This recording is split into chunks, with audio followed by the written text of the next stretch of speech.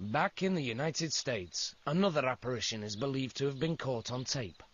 For months, the family inside this Pennsylvania home claimed to hear strange footsteps in the middle of the night. In an attempt to determine the origin of these ghostly noises, the family sets up a video camera in the hallway. This is what it captures.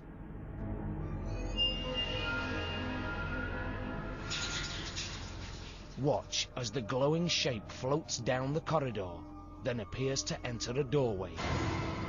What is this phantom menace? Edgar Harris believes that it is the arm of his dead mother who once lived in the house. She had a tendency to get up and wander at night, so that's probably what she's doing now. She's wandering around. Why does it seem that his mother is haunting their home? Well, Edgar thinks she's become the guardian spirit of her great-grandson who now lives there. I think she comes and watches him when he's in his cradle at night and just watches over everybody in the house. Is this really a gentle spirit from beyond? For Edgar, the videotape speaks for itself. But this mystifying footage pales in comparison to what has been captured here, in Greencastle, Indiana. This weird tale begins with these two men, Guy Winters and Terry Lambert. For years, Guy and Terry have heard rumours about a haunted mansion on the outskirts of town. People would see the ghost of a female, an apparition that would drift down the lane that led to this old house. Intrigued, the men decide to investigate the deserted house with their own cameras. This is the actual videotape from that unforgettable night. Storms going, lightning crashing. Lightning like I've never seen. It was like dripping plastic out of the sky. Really strange. And in the clump of trees there was this big two-story old brick mansion, abandoned, kind of dilapidated looking. Unaware of what awaits them, Guy and Terry go inside. Everything throwing shadows through the house, so it was pretty eerie. And basically, we took a series of pictures all through the house, the upstairs, downstairs, stairwells. Terry claims that he then ventured back outside to take more photos. I took a series of 3 pictures of an upstairs window. And after I took that series of pictures, I went around to the back of the home, and I took a picture of a doorway. Still in the house, Guy continues his investigation. But suddenly, he feels that he is no longer alone. I felt this presence come over me, and the smell was like sulfur and roses. Real strong smell. You hear that? Heartbeat. Bump, bump, bump, bump. And this heartbeat was in my head, but it wasn't my own heartbeat. I really felt like I was dying. This feeling of anxiety was just overwhelming. And I was afraid I wasn't going to make it out of there. Guy and Terry run from the house, afraid to stop until they reach the safety of their van. But this ghost story is far from over. When Terry develops the film from his still camera, he's shocked by what he sees. 3 consecutive pictures of what appears to be a woman glowing in a pink light, floating in the second-story window. Another pink shape is captured at the back door. Pretty much, it blew me away, I have to say. I've never seen anything like that on film. Could this be the ghost of Greencastle, or merely a photographic abnormality? To find out, Guy and Terry showed the pictures to their friend, photo expert Mick Orman. What is in the picture came from the negatives. It's very interesting and a little unnerving. Next, these mysterious images were analysed by a computer graphics expert, Sean Dempsey. It's during Sean's high-tech examination that the photograph reveals another startling secret. And then I tried something called bas relief, which basically takes the light and dark parts of the picture and emphasizes them. And I got the creepiest thing from this one photo. Her face, and I don't know how else to describe describe it, but that to me just looks like a skull.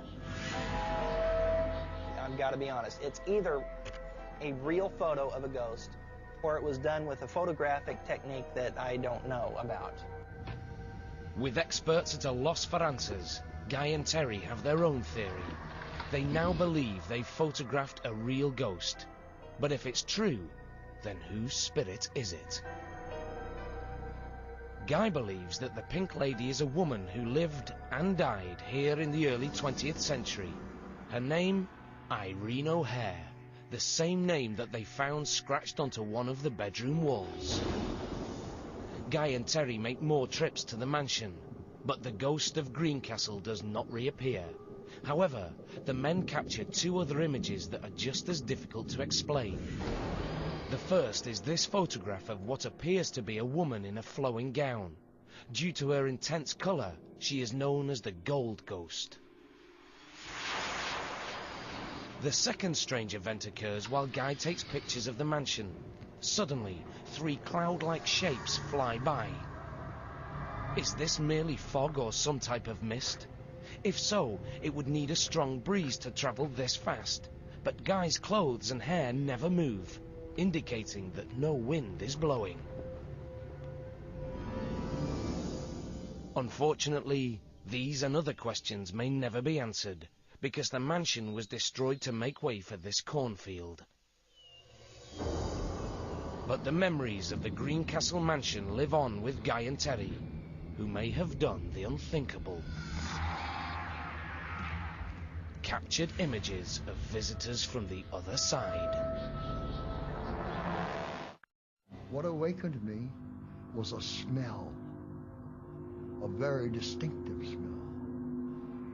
It was the body smell of my mother, who had died 9 years ago. It came and it passed through my body.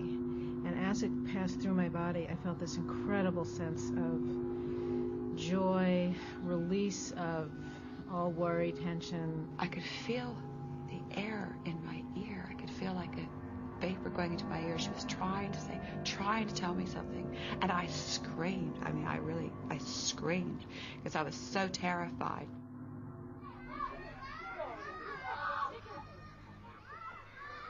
On the island of Hawaii lives a 5-year-old girl who seems to have a ghostly guardian. Her name, Carissa. Since she was 4 months old, her family believes that she has been surrounded by a mysterious presence. She kept looking behind my left shoulder, and she kept giggling. Then I just put her down on the floor. I laid her down on a quilt and took 3 photos of her. And when I had it developed, the pictures came back and there were these 2 ribbon-looking like objects, and she was looking down at it. No one can see these ghostly images, except in photographs. I took 2 photos of her in her swing, and when we had the photos developed, they were back in the photos. Picture after picture, these unusual entities have been captured hovering near Carissa. Her family insists that whatever is behind this phenomenon is not of this world.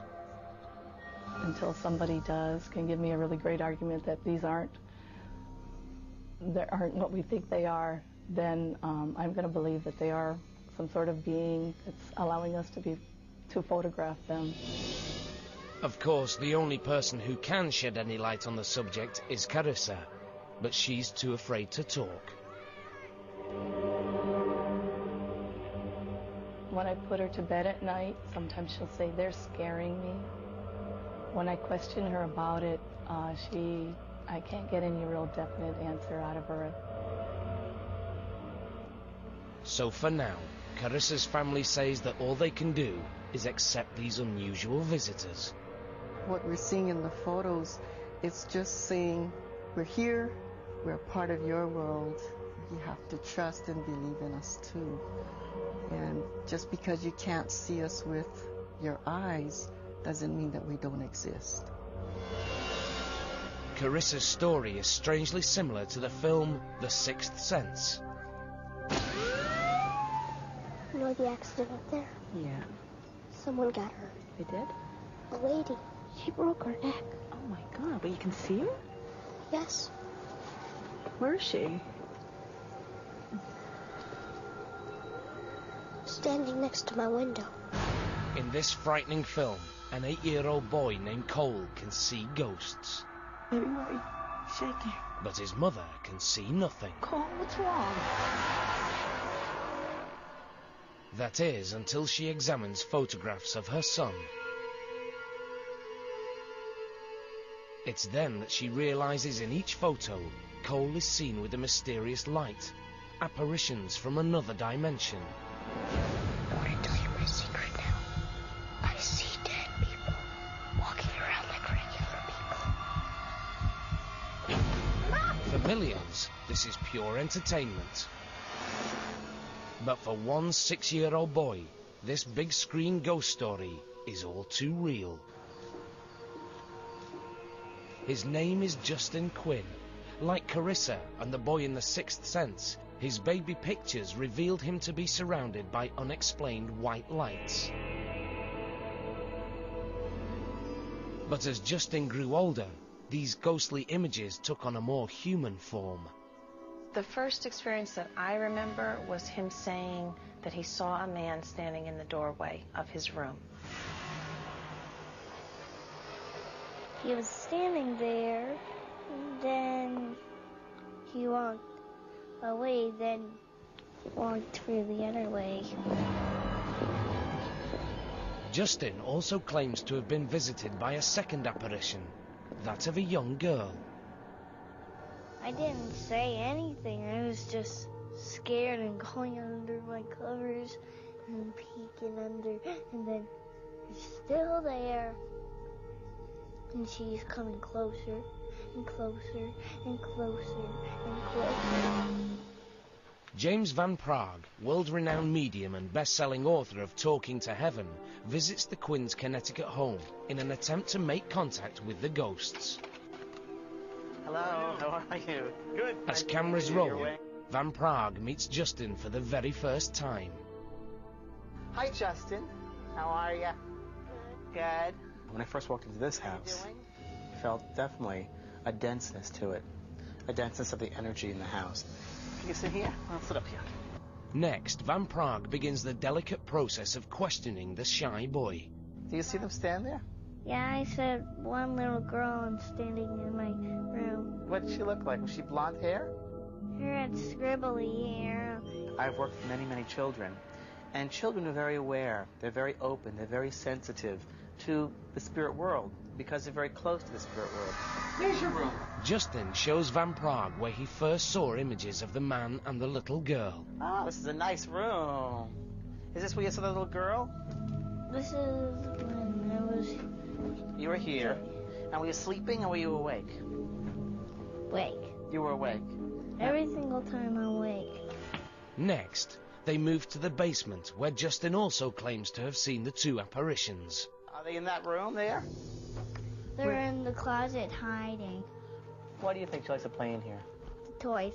The toys, exactly. She likes the toys. And sometimes her plays with the game. Why would these spirits be haunting this otherwise happy home? During Van Praagh's investigation, he senses what could be the answer. I have a feeling that around this area, this location, was a place where there were gallows. And that might sound very, very strange, but a place where there were people that were killed. After an hour with the boy, Van Praagh comes to a shocking conclusion. Justin has been seeing ghosts. Van Praagh knows, because he believes he's seen them too. Back in the kitchen, he explains his psychic vision to Justin's mother. I just tuned in to see what was going on. What I picked up was, I picked up two girls. I picked up also one with long blonde hair, similar to yours but lighter. Okay. And I picked up there was a man holding their hands. And the man I picked up, it was very interesting because it felt like a father figure to me. And I saw a very long, drawn face. His cheeks are much thinner. Van Praagh describes the spirits to a police sketch artist.